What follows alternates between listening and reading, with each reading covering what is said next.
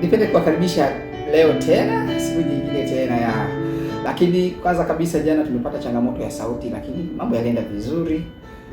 Tumeongea na watu mbalimbali, wakatuambia ni jinsi gani ambavyo wamejiandaa na Christmas na mwaka mpya, sikukuu za Christmas na mwaka mpya.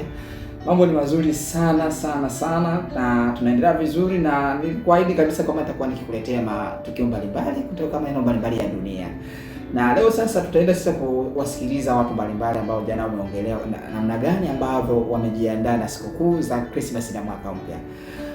Most of them wamejaribu kushare. Kuna wengine ambao wamesema kwamba wanaenda kusherehekea kiofisi. Kama mtu anafanya kazi labda hospitalini, sikukuu zinaanzia kwanza huko ofisini kwao, hospitalini. Kwa hiyo wanafanya in hospital wise. So unaweza kuona kama ni mambo gani ambayo tunaenda kujifunza kutoka kwenye jamii mbalimbali, kutokana na tamaduni na culture mbalimbali za duniani.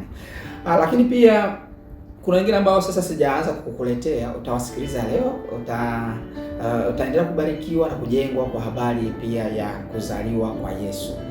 Tunaposema kuzaliwa kwa Yesu maana yake nini? Huwa ina maana zaidi kiroho pia, sio tu ile tunayoangalia kwenye movie, lakini kuna the behind, kuna uhalisia tofauti na kile tunachokiona kwenye movie.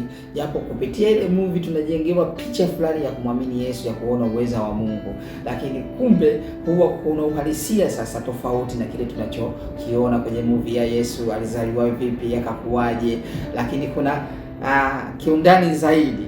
Kwa hiyo pia napenda pia kuwashirikisha watu kwa habari ya kujua maana zaidi, maana halisi ya kuzaliwa kwa Yesu, na sio kusherehekea tu.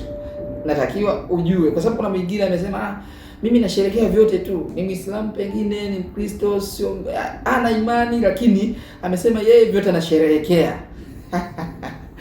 Kwa hiyo unaweza ukaona ni jinsi gani ambavyo tutaona mengi.